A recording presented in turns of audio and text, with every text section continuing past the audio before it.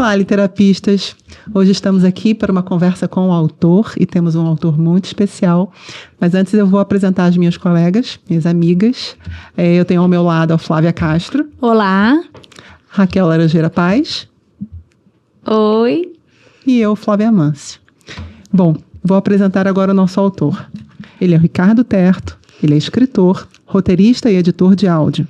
Autor de Os Dias Antes de Nenhum, pela Patois 2019. Quem é essa gente toda aqui? Pela Todavia 2021. Brincadeira Sem Futuro, Todavia 2024. E Marmitas Frias 2019, que ganhou nova edição, revista e ampliada pela Fósforo. Muito bem-vindo, Ricardo. Prazer ter você aqui com a gente. Obrigado, gente. Obrigado pelo convite.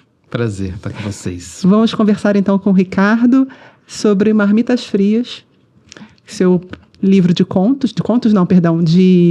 crônicas, e vamos falar um pouco mais sobre esse livro. Vamos lá? É isso, vamos. A gente começa aqui por alguma descrição do livro, para quem está acompanhando a gente por áudio, conseguir se situar. Lembrando que a gente fala sobre o livro, então quem se sentir desconfortável para o vídeo agora, vai ler o livro e volta para ouvir a conversa, porque a gente entra nos textos mesmo. Então, para quem está acompanhando por áudio, enfim, pelo Spotify, a gente vai dar aqui um pouco da ideia do que é o livro. Eu vou usar aqui a orelha maravilhosa do Marcelino Freire, um trecho da orelha, para todo mundo começar do mesmo ponto, tá bom? Então vamos lá, estamos fritos. Esse escritor vai comendo a gente pelas beiradas. Aos poucos nos lança no fogo. Não tem piedade. Feito todo bom escritor. Ri da gente, ri de si, ri da sociedade, não é socialmente amigável e acaba sendo, digo, se há um lado, ele está sempre irmanado com quem enfrenta cotidianamente a cidade de São Paulo e as cidades do Brasil, em qualquer lugar do mundo, existe alguém que come neste mesmo prato, sem fundo. Gente assim, em cada esquina, boteco, cozinha, bardaria, mistura paulistana de bar e padaria, almoçando um pastel, uma paçoca, um bolinho de chuva, bebendo uma cerveja, um café requentado, uma verdadeira cajuada de caju. Ricardo Terto tem fome. E como se come nesse livro? Ave nossa, é uma marmita atrás da outra, cheia de marmita, as mais variadas. E por aí vamos com Marcelino Freire na orelha desse livro. Então, muito obrigada por estás aqui connosco hoje, Ricardo. Minha primeira pergunta é mais assim para nos situarmos, assim. Porque este livro, não é, foi editado primeiro em 2017 e agora ganhou esta nova reedição. E tu falas aqui em algum momento do que mudou no livro, não é? Contos ou crónicas, ou... Bom, na verdade essa eu acho que até é uma boa pergunta. São contos, são crónicas, como é que tu pensas essa questão? Mas eu queria saber o que é que mudou também em ti, entre a primeira saída, não é? A primeira Marmitas e a segunda Marmitas. Sim, obrigado aí pela pergunta, Raquel. Bom, eu até brincava na época com a editora da primeira edição, que eu chamava de Crontos. Falava, eu tô fazendo uns Crontos aí. Porque o que acontece, às vezes, bem no começo assim, do processo, você tem uma certa liberdade, que é uma certa liberdade até acho que vem de uma consciência assim, de que você ou é relevante, ou tá no começo da coisa. Então, assim, eu comecei a escrever com um projeto definido, né? A partir do encontro da Michele Navarro, por exemplo, que foi a editora da primeira edição do Marmitas Frias em 2017, lançado pela Lamparina Luminosa, quando ela conheceu os meus primeiros textos que eu publiquei no Facebook, em 2016. Então, nesse primeiro momento, foi ela que disse assim, olha, esses textos que você está jogando aqui, a gente pode amarrar isso num projeto e isso pode virar um livro. O que me surpreendeu muito, porque para mim eu estava fazendo só textão. Entende? Então, assim, naquela época, eu tinha uma certa folia na escrita, assim, uma certa farra na escrita, que é uma coisa do tipo, ela falou, olha, vem com o que você tem e a gente vê o que dá para fazer em termos de edição. E aí eu fiz mais de 60 textos na época, para fechar esses 20 e poucos. Então, eu tinha outras profissões, eu tinha outras coisas, eu tinha outras coisas acontecendo na minha vida. Era um momento também, claro, não mudou muita coisa, mas era um momento ali, 2016, que foi editado em 2017, mas os textos todos, a maioria foram escritos em 2016. De muita efervescência política no país, né? O clima muito inflamado, muita coisa, né, se distendendo politicamente, socialmente naquela época. Então, eu tava querendo jogar com isso. Então, foi meio que um jogo. Eu tava querendo jogar com a linguagem, jogar com as possibilidades da escrita. A primeira versão, ela é mais radical em termos de paginação, né? Aqui a gente ainda deu uma segurada, alguns textos a gente reeditou, deixando uma coisa um pouco mais formal. Mas era uma coisa, quase uma transdução ali do que tinha, uma tradução do que tinha ali nas redes sociais e daquele tempo da rede social, do tempo que cabe um texto para a página. E gerou uma outra impressão na página. Então foi uma outra coisa, assim, foi um momento muito de botar, assim, a coisa no mundo e dizer assim, talvez essa seja minha única ficha, minha única tacada, então eu vou jogar tudo aqui. Aí passa muito tempo, né? O Marmitas, ele sai de circulação porque, enfim, não estava mais sendo reimpresso. Muitas pessoas queriam encontrar o Marmitas, o meu primeiro livro, porque eu lancei outros livros depois. As pessoas foram me conhecendo também por esses outros livros. Eu estava nessa angústia de como é que eu vou conseguir encontrar um lugar, um espaço para eu lançar, né? E calhou que a Fósforo achou interessante, sabe? Trazer... a Rita Matar, né? Ela leu Marmitas, ela achou muito legal, achou muito, muito interessante, muito estimulante. E aí vi que ela tinha interesse. Não é muito comum uma editora, né? O seu primeiro trabalho numa editora ser uma reedição. Sempre você vai com uma coisa nova e depois você reedita, mas fomos direto para essa reedição, essa edição requintada. E o que mudou... eu tive uma empolgação e ao mesmo tempo eu tive um receio, né? Eu tive muito receio, assim, eu tive muita reflexão. Eu queria tanto que esse livro fosse lançado, mas depois eu pensei assim, nossa, 2016 pra cá eu sou uma pessoa muito diferente. Mas eu acho que a maturidade tem muito a ver com não negar quem você era, sabe? Mas entender que é parte da pessoa Legal. Que você é hoje. Então, reler foi reconversar com essa pessoa e até trazer assim, eu poderia voltar a fazer um pouco mais de algumas coisas que estão aqui, né? Foi tipo falar assim, isso aqui não né? Ficou um pouco para escanteio, mas eu posso trazer. Foi relembrar um certo sabor, assim, uma certa novidade. Então foi bem interessante. Mas trouxe 3 textos que ficaram no final do livro, que são os textos inéditos, assim, em publicação. Era um texto que estava na minha newsletter. E aí dá para ver bem, assim, a diferença dos últimos 3 textos para os textos que vêm antes. Fica bem marcado, embora eu fui lá e eu aviso, né, no começo do livro que são textos publicados. Mas mesmo se eu não tivesse avisado, acho que ficaria bem claro, né? Eu acho que a diferença é bem essa, é como relançar o primeiro disco, sabe? Você conhece ali. A gente diz que sim, porque todos os nossos discos eles ganharam. Não, mas eu gosto dessa coisa de honrar quem a gente é. Eu acho que é isso mesmo, tá? É interessante, porque é desafiador mesmo. Você já tá escrevendo de outra maneira, com outras coisas na cabeça, experimentando novas coisas, e retomar estabelecer um diálogo mesmo. E honrar, eu acho que faz muito sentido mesmo.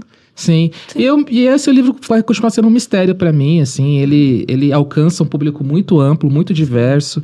Isso realmente eu não esperava. Não é só um livro também que interessa as pessoas que moram em São Paulo, porque tem muita coisa de São Paulo aqui, mas recebi, sabe, muito carinho de pessoas de outros países, inclusive, também de outras regiões do país, de idades diferentes. As pessoas se divertem com o livro, eu acho isso muito interessante também. Eu gosto de ter feito um livro divertido. Acho. Legal. Sim. Que bom. Assim, eu dei boas risadas também. Certos momentos aqui eu dei boas risadas. Ricardo, você abre o seu livro com uma crônica, né? Não sei, agora eu fiquei até na dúvida, mas enfim, vou chamar de um texto, então. Você abre com um texto que se chama Pastel Comum, né? Que aparentemente é uma crítica à pessoa que faz pequenos gestos em prol do outro, né? Sendo esse outro que no seu texto uma pessoa faminta, né? E a gente vê que nesse gesto de, né, pagar um pastel, a pessoa sente uma oportunidade de ser moralmente melhor. Né? Eu achei bem bacana isso. Né? Alguém que acha que está fazendo a diferença pagando um pastel para uma pessoa. E então, assim, eu acho que tem mais a ver com matar a fome da vaidade do que, de fato, da vaidade de si, do que, de fato, matar a fome do outro, né? Queria que você comentasse um pouco disso, assim, essa coisa da individualidade, quando a gente pensa em ações que podem fazer bem para todos aqueles, e não todos daquele grupo. Sim. E não apenas uma ação para uma pessoa que, na verdade, não é nem o outro, é a si próprio, né? Eu achei muito, muito interessante essa sua visão. Olha, assim, para todos os efeitos, eu sempre chamo de crônicas, que é até uma decisão editorial, mas política minha mesmo, de defender o gênero. Então, eu defendo a crônica. Porque foi a partir das crônicas que eu comecei a ler, né? Pegar o gosto da leitura, com outras coisas bem bagunçadas, mas...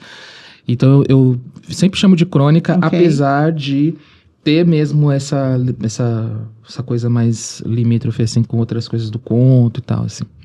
O Pastel Comum... Quando eu reli ele, né, que eu fiquei muito pensando assim, o Pastel Comum, para mim, ele é a busca, na verdade, de uma tentativa de encontrar uma ética no mundo em crise, entendeu?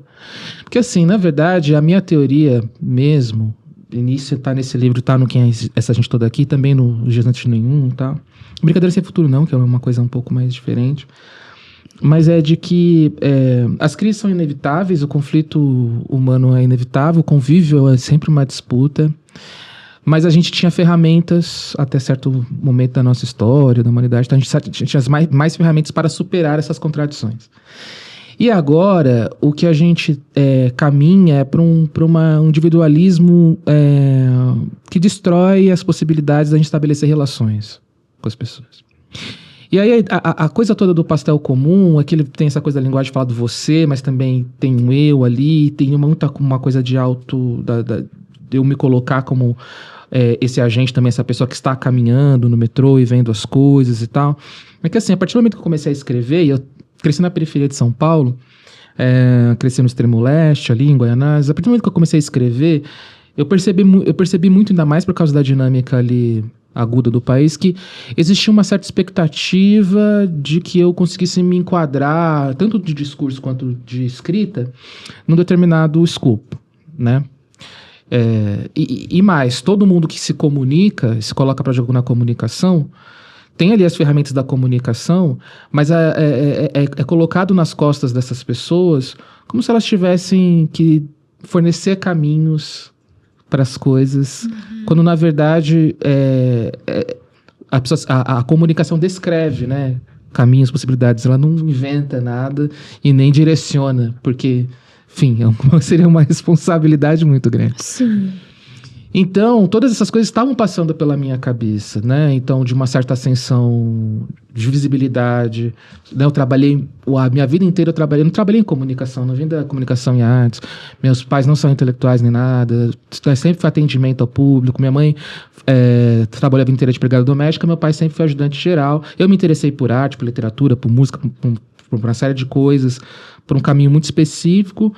Mas trabalhei sempre com atendimento ao público, não era deste universo. Então, entrei nesse universo, entrei também numa certa lógica da classe média, comecei a falar em universidade, falei em vários lugares.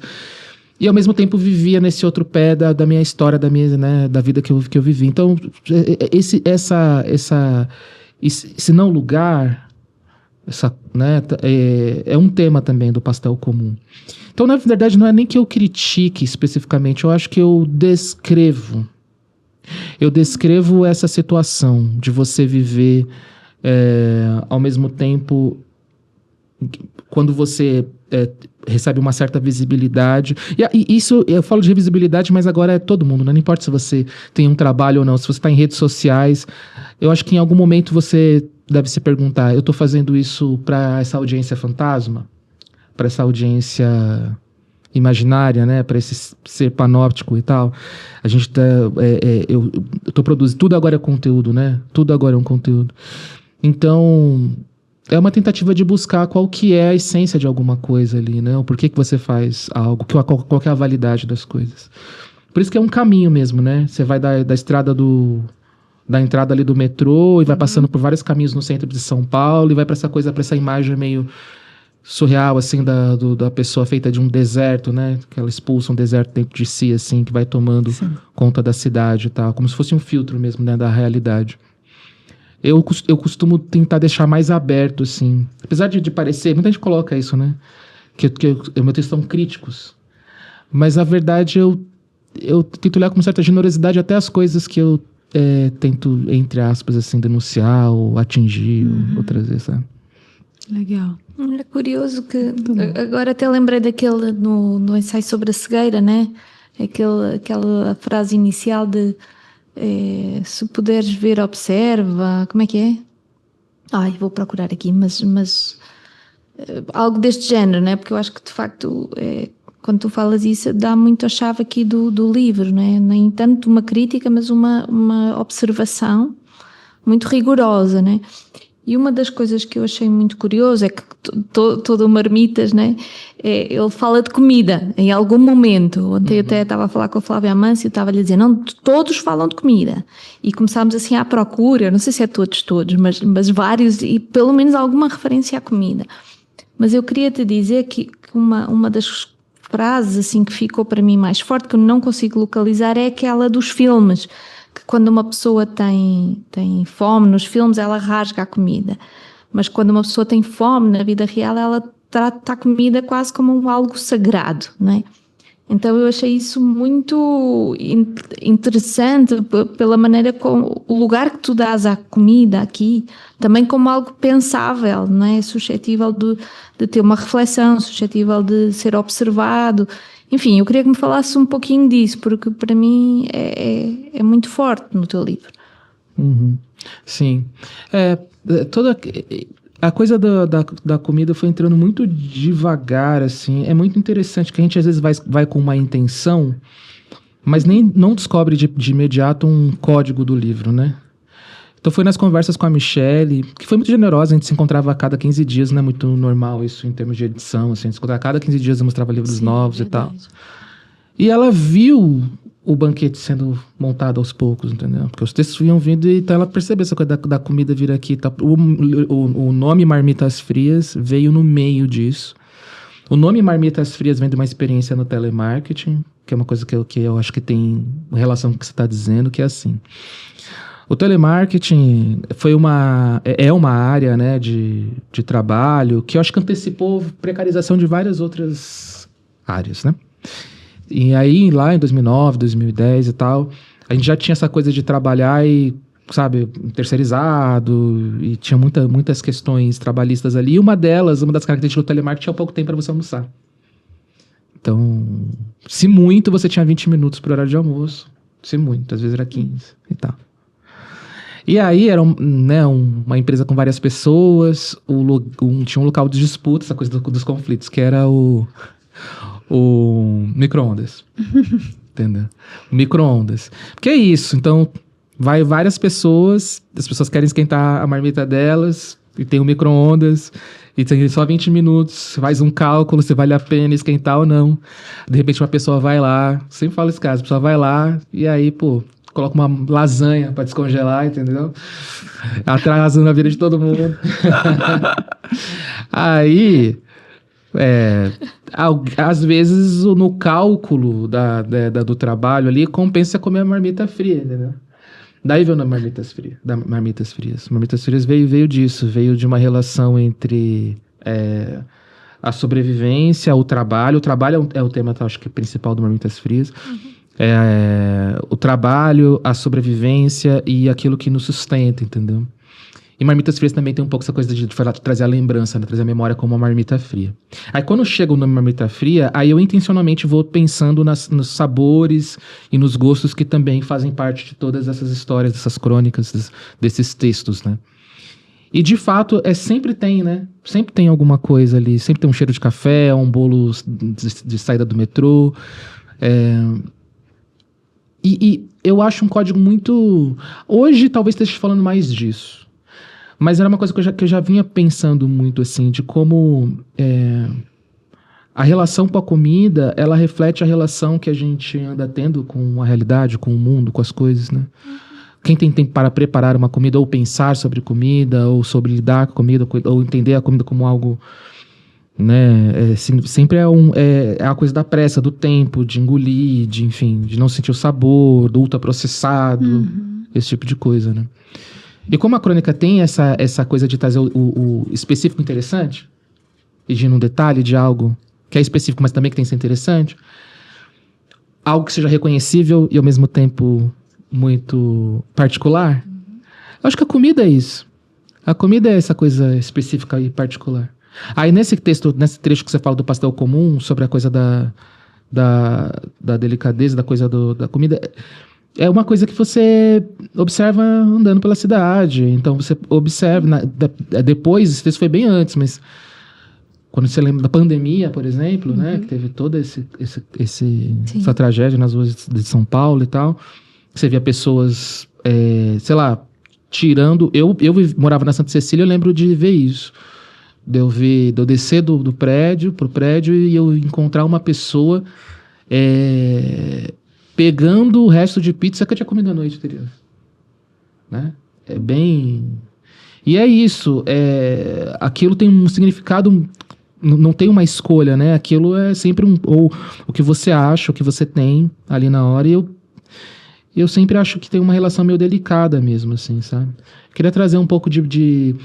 Eu tenho medo de falar da beleza e parecer que eu tô romantizando a coisa. Mas eu acho que a beleza não é uma romantização, ela é uma forma de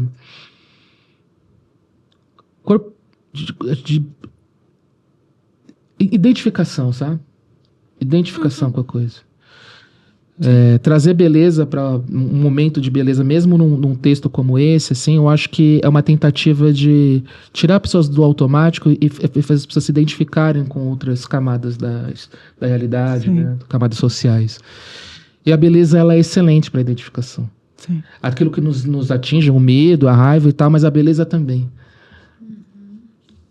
Muito legal.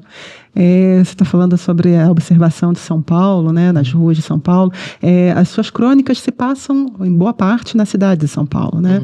Mas também se passa através de uma classe social definida, que é a classe trabalhadora, né? E nessas histórias a gente encontra tanto injustiça quanto medo e ironia e também muito humor. Você também fala de um lugar bem bacana, assim.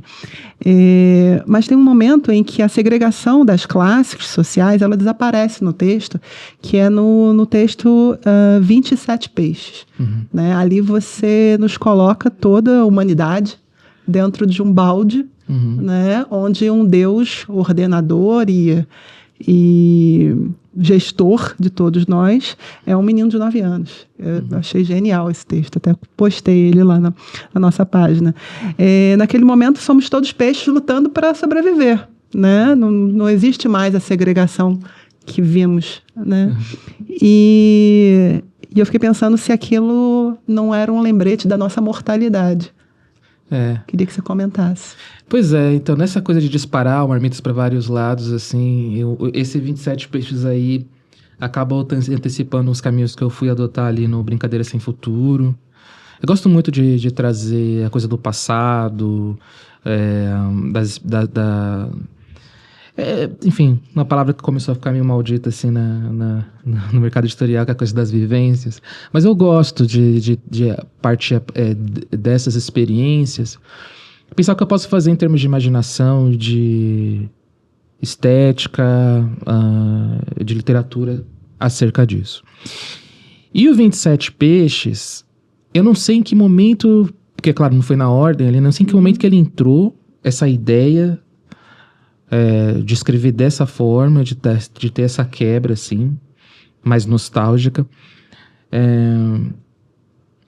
Mas eu acho que eu estava sentindo um buraco nesse livro, uma ausência de um certo tom que talvez venha antes dessa coisa do trabalho, que venha antes que é o do lúdico, sabe, assim. Acho que tem um texto que eu falo que a gente não nasce desempregado, né? Desempregado é um status que a gente ganha em algum momento da vida. Então, não é que eu penso muito sobre o trabalho, mas o trabalho não era o tema principal, assim, que mobilizava a minha imaginação. Era... Acho que na minha infância, assim, sempre fui uma criança que gostava muito de brincar. E a brincadeira era o que estava disponível, certo? Gerar o jogo era parte da brincadeira. Então eu me meti em várias histórias doidas como essa, aí, de pegar e roubar 27 peixes de uma chácara, sem ter a menor ideia, né? E aí, eu lembro muito dessa história que é isso, é esse confronto, assim, porque tem um elemento interessante nesse conto, que é a minha mãe, né, mineira ali, que ela não interrompe o processo doloroso que eu vou ter de aprendizado, de que brincar é importante, a imaginação é importante, mas há uma realidade, uma responsabilidade que se impõe. Uhum. Então, se você trazer 27 pessoas, você tem que saber como cuidar deles. E aí, e é isso. Então, um após o outro, eles vão morrendo e a aventura dura poucas horas. Eu confio um pouco, na verdade um pouco não, confio muito que tem certas experiências, tem certos sentimentos, certos efeitos que o texto causa, que vale a pena você apostar no sentido de que ele vai atingir grupos e pessoas diferentes, experiências de vida diferentes. Então, talvez a criança não tenha...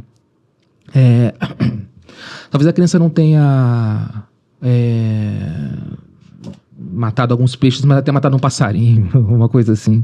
Ou tenha cuidado mal de um cachorro. Ou tenha... Enfim. Então, eu confio muito nessa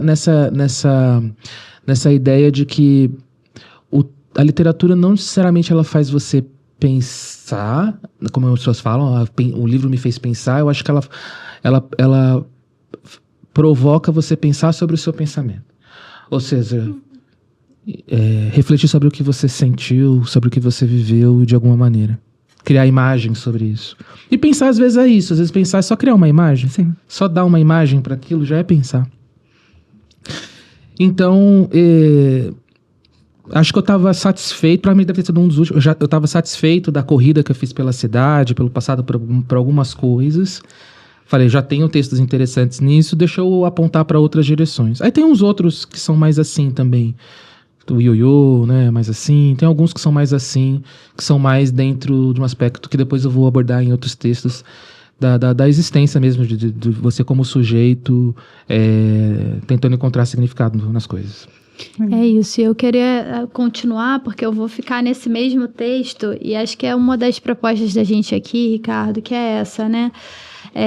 Somos 3 leitoras, e cada uma lê e sente, né, e toma contato com coisas diferentes no mesmo texto. A gente acha legal trazer isso para que as pessoas também se sintam livres a fazer isso, né? Eu entro em contato com o texto, tem uma série de coisas ali, talvez eu passe por elas, talvez uma delas me encante de tal maneira que a Raquel e a Flávia, enfim.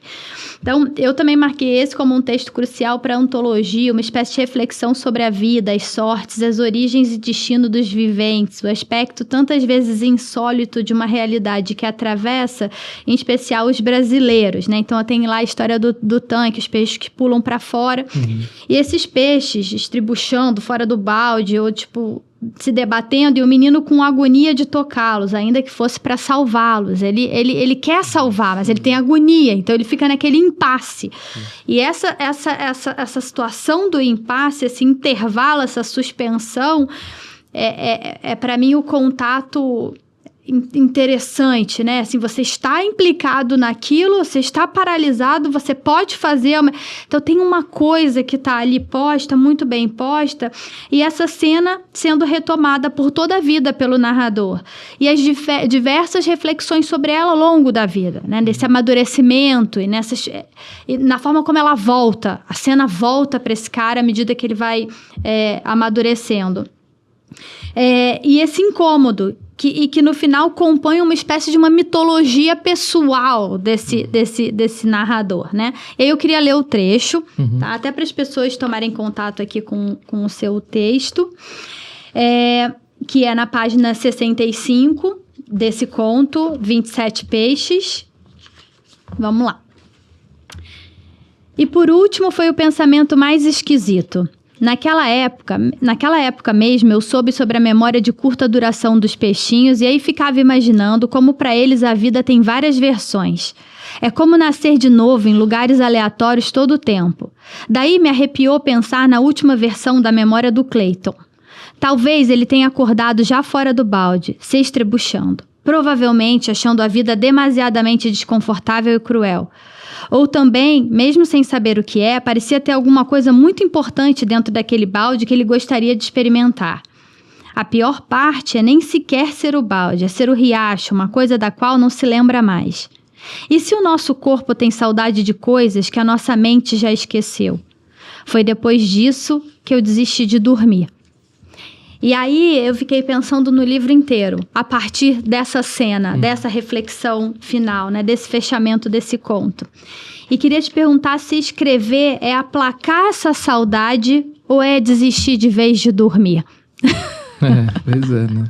Porque eu acho que tem uma coisa desse pensamento que a literatura te convoca a fazer, desse contato que às vezes não é nem letrado, né? A gente entra em contato com a coisa sem que a gente saiba descrever. E a gente fica tomado por aquela coisa que você perde o sono. Então, quantas vezes você está escrevendo e você vara à noite, você perde a ideia da temporalidade. Então, queria que você contasse isso pra gente. Sabe que eu já tentei várias vezes antes, assim,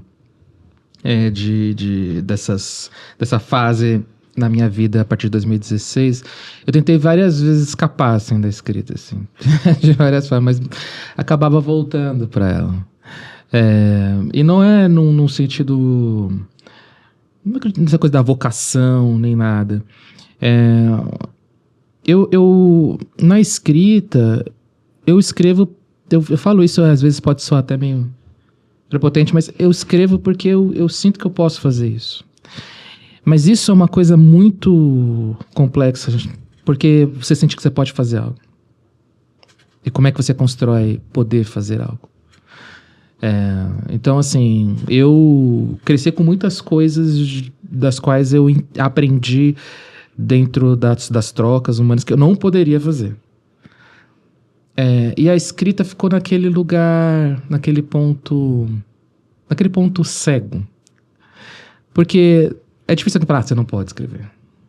Então você fica no seu canto ali, produzindo alguma coisa. E como eu sempre fui uma pessoa mais interessada, não sei, eu gosto de me comunicar, mas eu gosto de me comunicar com uma certa hesitação, assim. Eu não gosto muito de estar nos holofotes das coisas. Eu gosto de estar mais nos bastidores. Eu gosto de deixar coisas para serem encontradas. Nada melhor que um livro, né? Para ser encontrado. Então eu gosto de jogar ali, né? Que nem na capa do Brincadeira Sem Futuro é uma pessoa empinando uma pipa. É tipo como colocar uma pipa no céu mesmo, sabe? Tá ali. Isso virou uma prática, né? Para além de uma experimentação, de uma brincadeira, virou uma prática. De uma prática, virou uma forma de vida. Acho que escrever é uma filosofia, no sentido de modo de viver, né? Então, é uma via no qual você entende, processa, estabelece algumas coisas, não estabelece outras, deixa passar algumas coisas, mas é uma forma de viver. Então, acho que quando eu estou escrevendo, eu estou dentro da vida, eu estou vivendo a vida a partir da escrita. Eu estou vivendo memórias a partir da escrita, estou vivendo situações, angústias a partir da escrita, que eu poderia viver por outras coisas. Por outras, né, sempre, isso talvez seja, não sei se é uma coisa de classe, não sei se não é uma coisa de tempo, mas parece como se fosse uma hierarquia entre a objetividade e a subjetividade, o mundo concreto e o mundo subjetivo, como se as coisas concretas, e é isso que eu falo, né, muito nos livros também, as coisas concretas elas estão numa prioridade principal, e o subjetivo a gente pode deixar para depois, né? Ou como se a partir do concreto que viesse subjetivo, então assim, sempre vamos olhando pro concreto e tal, e depois de um tempo eu fiquei pensando assim, nossa, mas a nossa vida é muito cercada por aquilo que a gente não consegue tocar, não consegue expressar, não consegue montar, não consegue, e essa subjetividade, esse mundo interno, essa forma, eu acho que ela é tão parte de nós quanto a nossa pele, entendeu? Tanto é que agora, talvez a grande disputa, digamos assim, nessa época de IaaS e tal, de Big Techs, acho que o grande território de disputa é o nosso subjetivo, né? Nossa subjetividade agora. É conseguir colocar e construir uma personalidade, alguma coisa lá, e vencer esse espaço. Então, assim, escrever, para mim, ela é uma filosofia, é uma forma de vida, é uma forma de existir mesmo. E eu acho que eu chego nessa conclusão, não como uma frase de impacto, nem nada, não. Eu chego nessa conclusão observando mesmo, observando as coisas. Então, tem algumas coisas, por exemplo, do Marmitas Frias, mas depois perguntam, o que aconteceu, não aconteceu e tal. Muitas coisas são, né? Tem várias coisas que são, realmente foram assim, mas mais importante do que como foi, assim, foi interessante para mim pegar algo que talvez tenha sido uma dor, ou até mesmo, sei lá, uma confusão, ou um momento, ou tem uma certa humilhação ali. Tem muita coisa do Marmitas de alguém tentando devolver humilhações, disfarçadamente. E ao escrever isso, eu refiz essa coisa, entende? Ao escrever dessa forma, eu refiz. Então, é quase uma coisa fantástica, né? Então, assim, aquela situação de humilhação, ela continuará existindo, ela aconteceu, ela faz parte da vida, mas eu vivenciei uma outra coisa a partir daquilo. Então, eu não consigo muito escapar disso, assim, dessa possibilidade, quando eu entendi até onde a escrita pode ser. Então é isso, eu não sei onde a escrita vai me levar, eu não sei se eu ganho prêmio, se eu vou escrever livros, a pessoa que eu consigo viver a partir disso, sabe? A partir desses textos. Não, eu gostei muito, porque pouco antes, agora nessa conversa, você também falou sobre a história da beleza, até anotei, que eu achei muito interessante, essa coisa da romantização e não levar como romantização, enfim, e apenas, mas como uma espécie de uma identificação, né? Uhum. Talvez isso tudo que você esteja falando se conecte com isso, né? Com ver beleza através de uma espécie de uma identificação. E eu fiquei pensando, desde que você falou, pensando sobre essa identificação, também como uma coisa de uma manutenção de um certo apetite também, né? Apetite, já que a gente está falando de marmitas aqui, mas pela situação, pela vida, pela possibilidade de viver de uma outra maneira aquela mesma experiência. Enfim, obrigada. Gostei muito de te ouvir. Sim. E dentro disso eu acho que cai também a coisa do humor, que é um código que as pessoas falam muito, assim, né? O humor, ele é esse registro de... Isso é uma coisa que eu falo muito, assim. Uma das coisas que a gente está vivendo hoje é que as pessoas não conseguem mais fazer muita relação entre as coisas. Isso está sendo tirado, roubado delas. Fazer relação entre... Isso dá nisso, né? Basicamente. Uhum. E o humor, ele tem uma coisa que é incontornável. O humor precisa de relação. Alguma relação. O humor precisa, né? Você ri de algo que você entende. Mesmo que seja uma piada nonsense, você sabe qual é o jogo que está sendo jogado naquela peça, naquele humor. Então, há alguma coisa da relação. Então, olhar para uma situação e entender assim, esse caos, essa situação, essa memória meio atrapalhada, ou essas coisas que a gente está vivendo hoje no mundo, ou as coisas que eu tenho medo, e todas essas crises... Quando você fala assim, vou tentar entender isso, é uma forma muito interessante, empolgante, estimulante, cair no humor. Entendeu? Porque você pode fazer relação, isso pode virar qualquer código, mas quando vai pro humor, naturalmente precisa ser feito um desenho, né? Você coloca os pontos ali e depois você vê o que o desenho faz.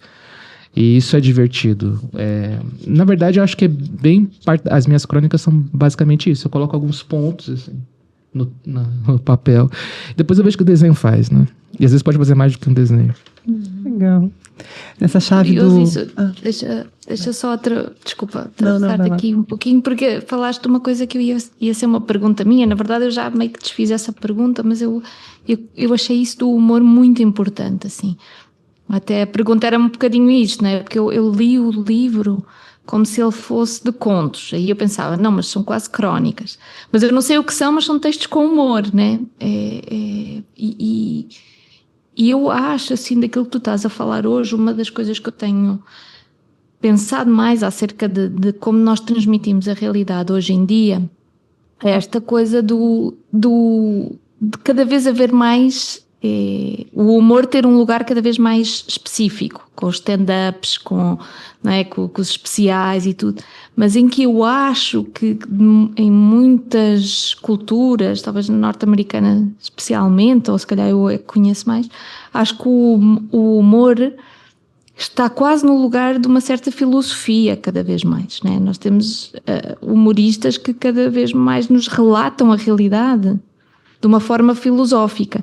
E eu acho que isso está muito no teu livro também, né? Tu trazes o humor, mas há aqui também um certo filosofar, né? Um pensar muito profundo sobre a realidade. E aí eu tinha apontado aqui aquela do dói só quando eu rio, né? Que é quase como uma substituição do só quando respiro, né?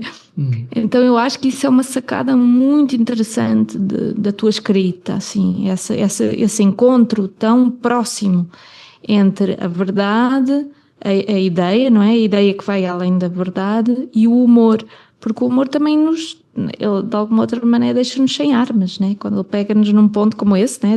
Dói, só quando rio a pessoa fica desarmada, né? E então eu acho que também nos obriga a render essa experiência do nonsense. Parece agora assim muita coisa a dizer nonsense, mas é nonsense enquanto coisa teatral até, né? De ficar perplexo com a realidade, né? Devolver-nos essa possibilidade, que também está na literatura, está no humor, de ficar perplexo com a realidade. Eu acho isso assim, muito forte no teu livro, muito forte. E tem uma coisa que, assim, essa frase, você vê o poder do humor. Quando eu era criança, eu acabei lendo coisas que eram muito diferentes, assim, digamos, entre muitas aspas, apropriadas para a minha idade, porque, enfim, livros iam parar na minha mão e tal, diferentes formas. E eu lia muito Milor Fernandes. E eu, mesmo sendo uma criança, assim, né, adolescente, no começo da adolescência ali, e o Milor, enfim, tava falando de coisas da política, né, brasileira, coisas que eu não entendi exatamente sobre o que ele estava falando. A chave dele, o tempo dele, fazia com que eu me interessasse pela ferramenta do humor em si. Então, por exemplo, essa daí do Só Dói Quando Eu Rio é de um desenho dele. Um palhaço atravessado com uma espada falando Só Dói Quando Eu Rio. Legal. Isso ficou na minha cabeça, essa coisa da possibilidade. Então tem muitas coisas que às vezes nos apresentam essas ferramentas, assim, sabe? Nos instigam. Porque antes de a gente entender algo, a gente precisa ser instigado por algo. A gente precisa se interessar pelo mundo antes de tentar entender. Uma espécie de um apetite, né? De vontade de ir em direção a, né? Muito legal. Eu também dei boas risadas naquele encontro de dois amigos num bar. Sim. E que de repente chega um estudante com uma pergunta. Sim. Agora eu não me lembro o título do texto. Passarinho. É o passarinho, isso. Eles estavam comendo o frango a passarinho. Eu achei muito bom, mas é isso, né? O que você está falando. É preciso existir e é preciso se colocar nas relações, né? Para que as coisas aconteçam e aí você perceba as referências, né?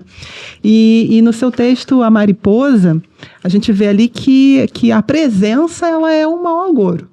Ponto. Ela não você escreveu, ela não morde, não envenena, não perturba, mas a presença dela é um mau agouro. E eu fiquei pensando que... E outra coisa interessante que você coloca é que para esse ser que não faz nada, né, só há duas alternativas para ela. Ou morrer, né? Ou matar aquela mariposa, ou expulsá-la. Ou seja, ela não tá, ela só existe ali, ela só pode ter essas duas alternativas. Ou ela morre, ou ela é expulsa. E existir, a gente sabe que incomoda, né? Mas ser visto talvez seja imperdoável. Eu fiquei pensando sobre isso. Eu queria te ouvir, assim. O que você... Enfim, o que você pensou para esse texto? Nesse texto aí eu estava muito pensando... Eu tenho muita referência de cinema, de quadrinhos, de outras coisas, não só, né, de leitura, na verdade muito mais, até acho que de audiovisual. Então eu trabalho muito com cenas, né? Eu gosto muito de chegar na cena, mais ou menos, ou subverter uma cena, um quadro que está na minha cabeça. Eu parto disso. E às vezes esse quadro tem relação com alguma coisa que a gente vive. Então eu tenho uma lembrança meio vaga, assim, essas coisas de morar em bairro. E tem essa coisa que a mariposa que vem do nada. De repente você abre, tem uma mariposa gigante na sua casa, não sabe de onde veio. E ali, e é isso, você não vai viver tranquilo. Alguma coisa terá que ser feita. Então, essa coisa eu pensei em fazer uma história de família, sabe? Da família reunida com um problema, com um dilema. Então, quer dizer, é uma coisa muito comum, é uma coisa muito colocada em sketch e tal, mas eu vou na chave, eu não vou numa chave um específico interessante, essa coisa da mariposa. Não lembro de ouvir textos muito sobre isso. Isso traduz muito a realidade de algumas pessoas, já que viveram em casa, por exemplo, né? Isso é mais de casa, eu acho. Não sei de apartamento, não. E é isso, tá ali a crise, e aí quem tem a solução é a vassoura, a solução é... Qual que é a solução? Mas alguma coisa vai precisar ser feita, né? Sobre isso. E essa noção do coletivo, né? Da família, de um núcleo familiar, que alguma coisa precisa ser feita, né? Que as coisas acontecem e alguma coisa precisa ser feita. Isso entra de novo naquela coisa do conflito. Que são muitas pessoas, cada um com uma ideia diferente, mas alguma coisa em algum momento vai ser feito.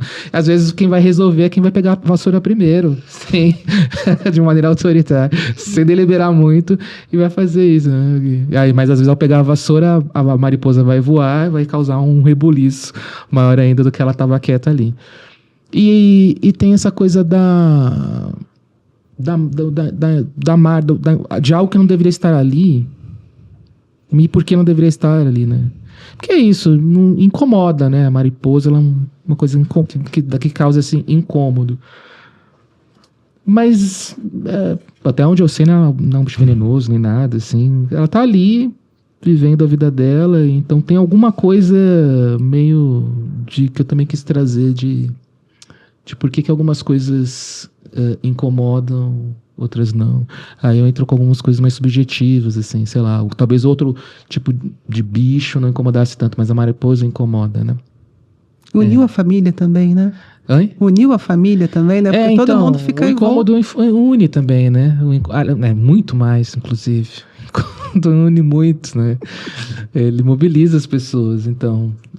Mas aí eu achei que era uma imagem interessante, específica, mas também comum, e que geraria um pouco dessa ideia, desse efeito que eu queria trazer para esse texto, que é de como que a gente consegue, dentro de uma família, de um núcleo familiar, tentar lidar, resolver com coisas. Pode ser a mariposa, mas pode ser o aluguel, pode ser uma doença, pode ser o inesperado, né? Legal. Então, eu vou pular a minha pergunta, assim, porque eu acho que já falámos dela, de alguma outra maneira. Então eu vou... Tá bom, então vai. Vou passar aqui vou ler um texto, porque assim, ele é curto, eu acho que vale a pena a gente ler na íntegra, que é o texto Carne. Agora, ó, que ótimo, eu não anotei a página, mas vamos lá, vou achar aqui. Deixa eu te ajudar. Não, tá aqui, não. Até que eu fui colocar, até que eu botei um post-it, eu não anotei a página, mas coloquei um post-it. Vou ler aqui, que eu achei muito bom. Chama-se Carnes. A carne da minha carne era trazida de tombeiro. O transporte da carne vinha com moscas, seguida por tubarões do mar e guiada por tubarões da terra. Era permitido vinagre para a limpeza. As carnes menores ficavam por cima, as que estragavam eram jogadas fora, diminuindo o peso da carga. A tumba partia de um cemitério para outro, viajando muitos dias sob a morte salgada. De cada 10 quilos de carne, 4 ou 5 chegavam aos tubarões de negócios. Esses, que tinham os dentes mais afiados, rasgavam até as peças mais duras. Para espanto geral, certas carnes ainda se debatiam com a convulsão, como que um desentendimento com a morte. Passados não mais de alguns séculos, o transporte deixou de se tornar lucrativo, visto que as carnes ficavam cada vez mais duras e convulsionavam cada vez com mais violência, como se reagissem a tambores de guerra. Hoje, essa que transporto dentro de uma pele nobre ainda espanta moscas e tubarões. Eu achei sensacional esse texto, Ricardo. Assim, achei que você fez assim, uma obra-prima aqui, sabe? Você fala de você traz aqui para esse texto a escravidão transatlântica, né, e o hoje, né, o hoje com uma beleza e ao mesmo tempo com nos faz sentir vergonha até, uma dor, né, desse texto que você, enfim, que é tão real e ao mesmo tempo tão duro, tão cruel, né? Eu queria que você falasse um pouco, sabe, sobre essa literatura como ferramenta de vigilância, sabe? Como memória e vigilância, que é o que eu acho que está aqui, que está posto aqui. Antes de falar assim, sobre isso especificamente, vou só comentar uma curiosidade. Vocês leram na abertura ali a apresentação do Marcelino. Esse foi um dos 2 textos que eu fiz na oficina do Marcelino, na oficina de escrita dele, né? Aquela da clássica que ele sempre deu. Fiz esse e fiz um outro texto chamado Antônio, que só foi sair no Brincadeira Sem Futuro. E essa daí eu fiz durante ali, né? Eu acho que tem um dentro dessa coisa de experimentar várias linguagens, tem um certo momento, tem uma certa algumas coisas que você pode jogar, e tem algumas coisas que elas estão pré-prontas. O que eu quero dizer com isso? A pertinência de certos assuntos é estabelecida, né? Então, por exemplo, eu não preciso me esforçar para dizer que determinada coisa é pertinente ou importante, né? Ou não quero, não acho que seria interessante tentar provar esse ponto. Então eu vou para outra coisa, que é a coisa da justaposição, né? Eu lembro muito que eu achei interessante fazer um narrador que fosse meio seco, trazendo esse tipo de coisa. E é isso, pelo menos essa era a intenção dele, ser meio seco, quase como um narrador de documentário, assim. Meio como para dizer o seguinte, assim, por mais que eu seja um homem negro no Brasil e tal, não sei o quê, quando eu falo dessas coisas, eu não estou falando especificamente de uma experiência pessoal, eu estou falando de uma experiência coletiva, de um viver em um sistema, né? Então, é um afastamento intencional, para não cair numa coisa do tipo, o relato de uma pessoa, um relato individual, particular de uma pessoa. Então, esse é um ponto. Outra coisa que eu achei interessante, que eu gosto, isso, nessa coisa do sabor das palavras e do jeito. Então, a palavra tumbeiro, ela tem uma força abismal, assim, né? Tumbeiro é uma coisa, é uma palavra muito absurda, sim, né? Sim. E aí, quando eu soube dessa palavra, quando eu descobri essa palavra, porque tem muita coisa também de déficit de educação no Brasil e tal, saber o que é um tumbeiro e tal. Então, quando eu descobri essa palavra, eu imediatamente fui tomado por ela, no sentido de que eu precisava escrever alguma coisa ao redor dessa palavra, claro, e obviamente com o que ela poderia ver. E aí, é isso, né? Como escrever sobre algo que... o texto sempre vai ser uma redução. Tá? A realidade sempre é maior do que o texto. Né? O texto fecha. Ele vai fechando as coisas. Então, como trazer uma angústia, uma dor ou uma questão que é quase inclassificável?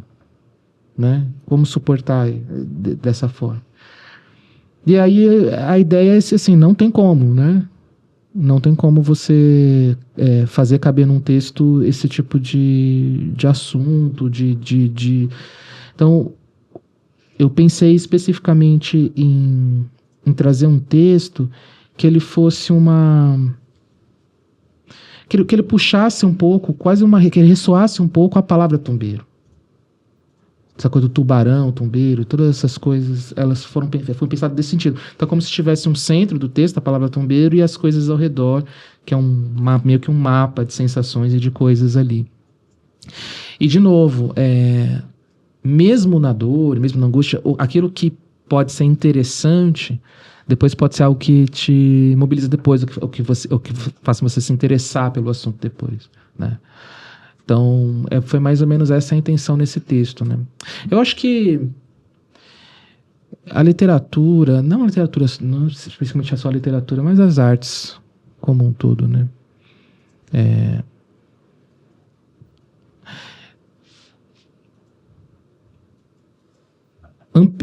Acho que ampliar a experiência humana na sua totalidade é talvez uma das maiores... Humana não. Ampliar a experiência de vida, de imaginação na totalidade, é uma das coisas mais fascinantes que a gente, como espécie, pode fazer. Então, e acho que isso está dentro do que é a arte. Então, quando a gente fala de arte como linguagem, a pintura, escrita, etc., esses compartimentos, a gente tem uma definição disso, de formato. Mas acho que arte é todo momento em que você está buscando dar um sentido de experiência de vida maior do que o que se tem. E aí é qualquer coisa. É discurso, é roupa, é caminhar, no que você estiver. Com o que você tem. Isso é a arte, né? E aí o que sai a partir disso, como isso vai reverberar, já é quase uma outra questão, sabe? Uhum. Então, por exemplo, raras vezes eu falei sobre esse texto. Várias vezes me perguntaram sobre esse texto em entrevistas. Mas eu confio que ele tocou as pessoas aqui e ali e tal. Então, por exemplo, agora, acho que deve ser a primeira vez que eu respondo sobre este texto especificamente, assim, numa entrevista, é hoje. Então, assim... Que bom, né, que atinge, que bom que traz alguma coisa, que bom que ele está por aí. Mas na realização mesmo, o que me move é isso. Essa ideia de, bom, a gente tem a dor, a gente tem a angústia, a gente tem a experiência, o sofrimento, a questão social, a questão política. A gente tem tudo isso e a gente tem a consciência de que a gente vai viver, ler todos os livros do mundo e falar com todas as pessoas do mundo e ainda assim você vai ter uma pequena parte disso só. Como criar algo que ressoa para além daquilo que você sabe, do que você conhece, do que você experimenta. É meio que uma crença mesmo, é um gesto de fé, digamos assim, né? Muito bom. É curioso, muito porque bom. tu estás a falar nisso, Ricardo, e eu vejo aqui né, que eu acho que as três orbitamos aqui em torno a estes dois contos, assim, tanto o Carnes como o Futuros, porque eu acho muito significativo que o texto que segue se chame Futuros, né?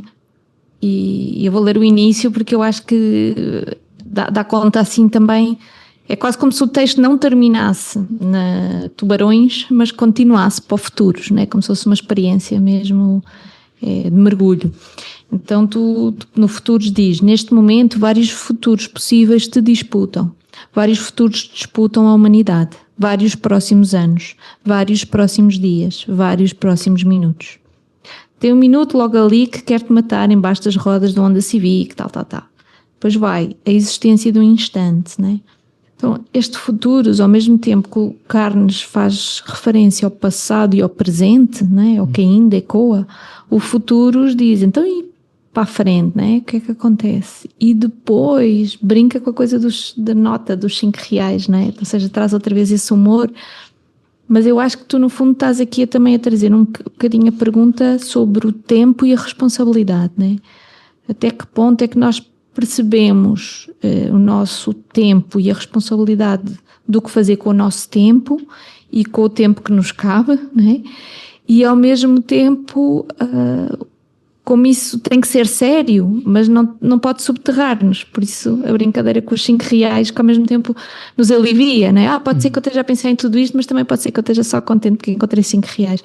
Mas a mensagem está lá, né? Nós temos uma responsabilidade para com o que nos precede no tempo, com o que nós temos no nosso tempo e o que nós fazemos não só com o nosso futuro, mas com o tempo que nós estamos a ser tudo isso ao mesmo tempo, né? Então eu acho isso muito poderoso, e aqui no meio do livro, ou seja, de facto é um momento muito poderoso, né? Ao menos como leitores. Sabe que é uma coisa, acho que uma das maiores contradições nossas, assim, humanas, é a nossa relação com o tempo, né? Porque não existe coisa mais radical que o tempo. O tempo é radical. A experiência mais radical é o tempo. E ao mesmo tempo, a gente tem talvez a relação mais esquisita, assim, com outras coisas, né? Em termos de prioridade, do que a gente vai fazer, é com o tempo. Primeiro que a gente consegue decifrar muito bem o que é isso. Eu falo sobre o tempo também no Ioiô. É uma ideia, acho que são 2 textos mais irmãos, assim. Porque no ioiô é a ideia da morte que marca o tempo do jeito dela. Então, quanto tempo você tem de vida, pode ser quantas tortas você tem para comer, ou quantas copas do mundo. Se você fosse medir o resto do tempo que você tem, a gente tem um relógio, mas a morte tem o próprio relógio dela, né? E que é um relógio meio assustador. Você fala assim, quantas viagens para tal lugar eu tenho? Aí você fala assim, tem 5? Agora você fala quantas vezes eu pisco os olhos, parece que é muita coisa. Quantas viagens eu tenho é menos. Então, é sempre uma relação meio esquisita, assim, né? Então tem isso e tem essa coisa da disputa. O futuro está em disputa. Então, isso reflete a coisa da época, mas acabou que foi um contínuo, né? Eu não acredito muito em saltos no tempo. Então, por exemplo, quando alguém surge com um discurso que algo surgiu do nada, sabe? Assim, do tipo, ou tal tecnologia, ou tal fenômeno, ou tal revolução, ou tal rebelião, ou tal... surgiu do nada. Eu acho que as coisas já estão acontecendo agora, coisas que a gente pode ser pego por surpresa, ou boa parte das pessoas pode ser pego de surpresa daqui ao ano que vem, por exemplo, daqui a um tempo. As coisas elas dão seus sinais, elas dão seus tremores, assim. Às vezes a gente não consegue perceber, mas é sempre uma evolução, né? Vai de um lugar para o outro. Então, assim, beleza, a gente não consegue prever o futuro, mas a gente consegue entender que o futuro é resultado, obviamente, das disputas e crises do presente. Você pergunta qual que são as disputas e crises do presente, você sabe mais ou menos o que pode sair dali, né? Então, assim, eu estava muito já preocupado com isso, mesmo sendo o meu primeiro livro, eu já estava preocupado com isso, continuo preocupado com isso, continuo escrevendo sobre isso, e acho que tem tudo a ver também com a escrita, né? Porque a escrita é disputar o futuro, disputar o instante, né? Cada vez se eu escrevo uma crônica sobre uma estação de trem, 2 segundos que alguém ficou parado na frente do metrô, eu estou tirando aquela cena do efêmero e puxando ela muito, entre aspas, para a eternidade. Ou seja, estou tirando ela desse monte de cenas que poderia ser passado e estou dizendo que ela tem algum destaque. O meu critério pode ser qualquer um, mas a partir do momento que eu escrevi sobre aquilo, eu destaquei aquele momento, né? Eu estou jogando aquilo para algum futuro possível. Então, também tem a ver com a própria coisa da escrita. E, por fim, reflete a figura que eu sou uma pessoa ansiosa, né? Então, eu sempre acho que eu tô entrando num plot que eu não sei onde vai dar, sabe? Falando em linguagem de cinema, assim, eu tô entrando num arco narrativo que eu não sei exatamente onde vai dar. Será que vai dar alguma coisa boa, ruim e tal? E no fim, a gente às vezes fica entre a pior coisa que pode acontecer, a melhor coisa que pode acontecer, e o que acontece só que você acha R$5 no chão, sabe? Não é algo tão fantástico, nós temos grandes coisas no nosso futuro, mas o tempo da ansiedade é isso, né? Ele é vivido um excesso de presente, né? Eu também anotei esse mesmo conto, porque eu acho que tem uma parte dele aqui que vale a pena ler para chegar num ponto que acho que tem a ver com o que você está falando quando você fala assim, eu estou extraindo daquela cena e colocando no livro, como se você fosse salvar aquilo do tempo, né? Eu acho que o escritor faz um pouco... Talvez muito, muito intimamente, estou aqui revelando algum segredo, não. Mas, assim, tem alguma inclinação, né? A pulsão de salvar aquilo do tempo, né? E o trecho que me marcou aqui nesse Conto Futuros, na página 73, este instante em que você me lê não significa só a vitória desse momento, mas também o fracasso de todos os outros momentos que eram possíveis nesse segundo aqui e que acabou de passar. Por isso, é uma honra ter existido aqui, nessa micropoeira de tempo na sua vida. E é óbvio que você nunca mais vai se lembrar disso, mas o esquecimento é importante também para liberarmos essa carga, esse peso, que é ser alguém que nunca mais poderá ser recuperado. todo mundo é irrecuperável. Se pensou em seus amigos, família e gente importante para você, sim, mas entenda que você também é irrecuperável para elas e para qualquer pessoa do mundo. Tem quanta gente que já te viu pela última vez na vida? Enfim, eu acho que tem essa coisa do que você está falando, né? Desse recuperar a cena. Trazer a cena é uma tentativa, talvez não dê conta do todo, como você começou falando, nunca dá, mas é uma tentativa, e a tentativa por si acho que é válida, ela é impregnada de intenção, né? Então esse todo mundo é irrecuperável dói, mas eu acho que o ato da escrita tem um tanto disso, dessa tentativa de recuperar e salvar do tempo, né? Enfim. Clayton. Os Claytons da nossa vida, né? Isso também é uma coisa... Tem a coisa da literatura em si, mas por que eu também defendo e trago muita coisa da crônica? Porque a crônica se vale disso. Ela vai... Essa é a pista de dança da crônica. Esses instantes recuperáveis que não é que ele dá uma dramaticidade irrevogável para a vida. Na verdade, ele traz a vida...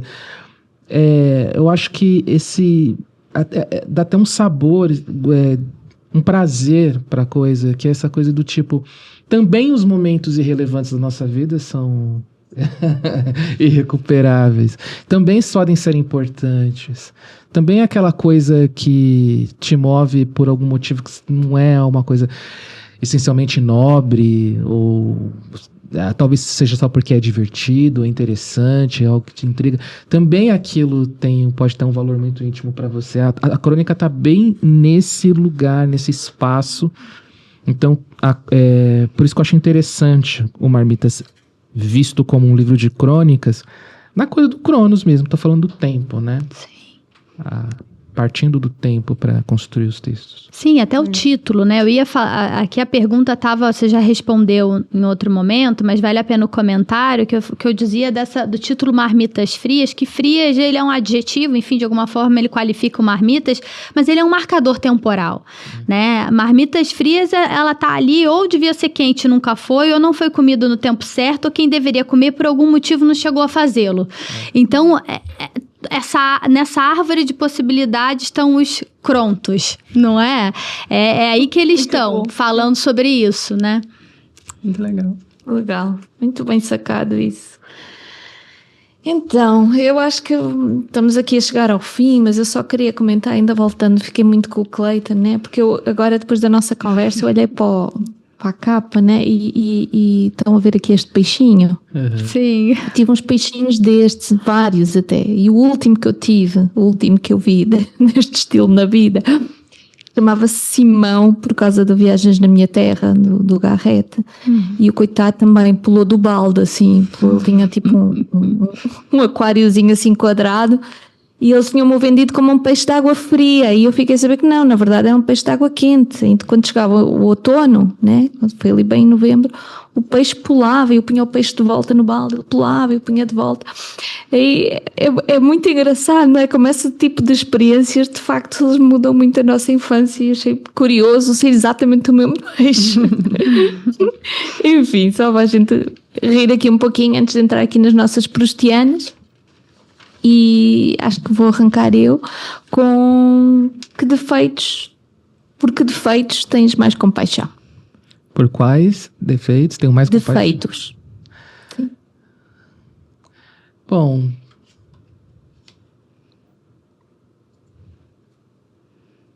falta de pontualidade. Para entrar na coisa do tempo. Eu sou... Tá puxando um pouco a sardinha pro meu lado também, mas eu acho que...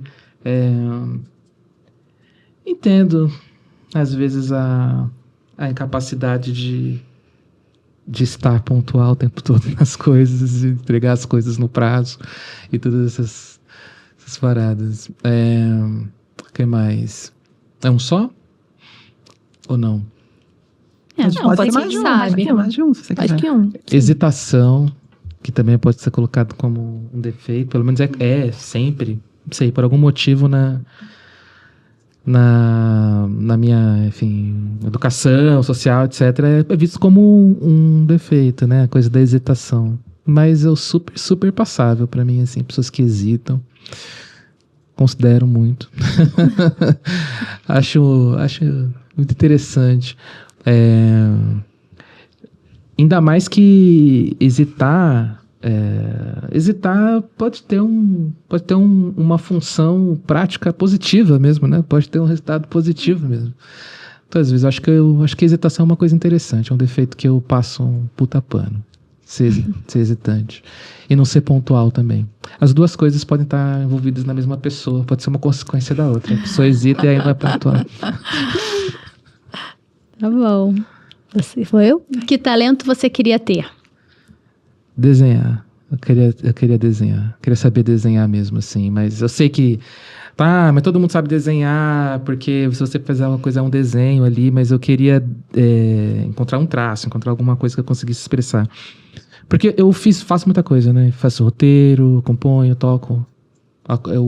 Onde eu nunca toquei direito foi desenho. Só copiava, assim, algumas coisas de olho, assim, e tal. Mas eu queria criar alguma coisa em termos de desenho. Porque meio que é aquele prazer, o desejo da imagem, né? Mas realmente, ainda mais agora com tudo digital, a minha letra já é horrível. Meu desenho, então, enfim. Mas eu poderia desenhar de forma horrível, só que com uma certa personalidade. Isso nunca aconteceu. Queria ter esse talento. Mas tá em tempo ainda, hein? E qual é o seu pássaro favorito? Meu pássaro favorito é a pipa. Muito bom. Gostei. Muito legal. Ricardo, muito obrigada. Um prazer enorme ter você aqui com a gente. Poxa, foi demais. O papo foi ótimo. Que o livro é incrível. A gente recomenda super. Olha aqui, Marmitas Frias e Requentadas, de Ricardo Terto. Não percam, ele tem outros. E a gente também vai atrás Ricardo, deles. mostra-nos aí os teus outros. Não sei se tu trouxeste. Não, eu não trouxe só o marmita. Não trouxeste. A gente faz a referência quando lançar o vídeo. Isso, depois No vídeo. Isso, muito Mas é obrigada. isso. A conversa foi ótima. Foi ótimo mesmo. Foi ótimo. Esse instante foi ótimo com vocês. É isso. Obrigada. Obrigado, gente. Então, até a próxima Literapistas. Continuamos com outras conversas e outras boas leituras.